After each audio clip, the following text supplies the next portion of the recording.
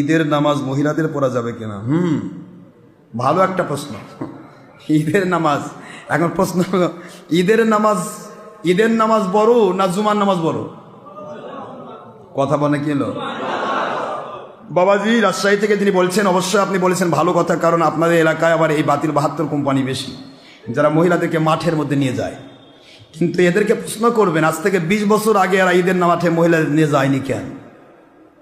আজ থেকে 20 বছর আগে বাংলাদেশে কোনো জায়গাতে মহিলা জামাত, তাহলে 20 বছর পরে মহিলাদের ডেকে নিয়ে যাচ্ছে। আপনি নিজে প্রশ্ন করবেন যে 20 বছর পরে আজকে কি আপনাদের উপর নতুন ওহী নাজিল হলো?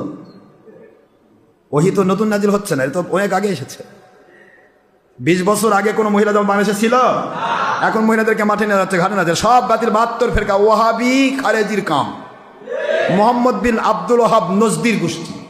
সুতরাং এদের কথা মানা যাবে না, যা ইচ্ছা তাই বলবে। মহিলাদেরকে আল্লাহ বলেছেন ওয়াকরনা ফি বুয়ুতিকুন্না ওয়ালা তাবাররুজনা তাবারুজাল জাহিলিয়াতিল উলা।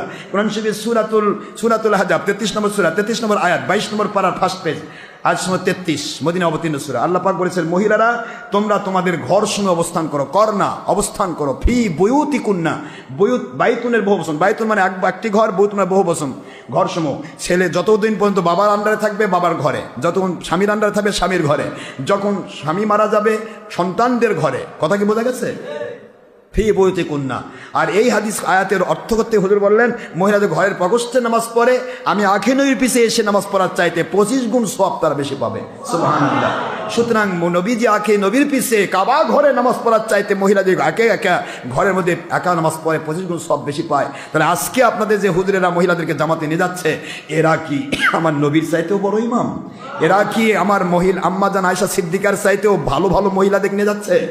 এরা কি মসজিদে নববী যেখানে 50,000 রাকাতের সওয়াব এক রাকাতে, আর পবিত্র কাবা ঘর 1 রাকাতের বিনিময়ে 1 লক্ষ রাকাতের সওয়াব, এর চাইতেও বেশি দামি জায়গা এদের ঈদের মাঠ? আল্লাহ বলেন ঘরে থাকতে, এরা নিয়ে যায় ঈদের মাঠে। ঈদের মাঠ কি ঘর? তাহলে কোরআনের বাণীও এরা মানে না। এরা কিসের আল্লাহকে মানে? বাতিল 72 কোম্পানি, এই কোম্পানির আন্ডারে যাওয়া যাবে না। মহিলারা ঘরের প্রকোষ্ঠে নামাজ পড়লে 25 গুণ সওয়াব বেশি পাবে, এটা আল্লাহর হাবিবের সহিহ ইবনে খুজাইমার হাদিস। সুতরাং এখানে কোনো রকম উৎপাত করা যাবে না। তা সাহাবায়ে কেরামের ইজমা হয়েছে মহিলা জামাত নিষিদ্ধ। মহিলা জামাত যারা জায়েজ বলবে, সাহাবায়ে কেরামের ইজমাকে অস্বীকারকারী, পরিষ্কার কোরআন হাদিস অস্বীকারকারী বেঈমান।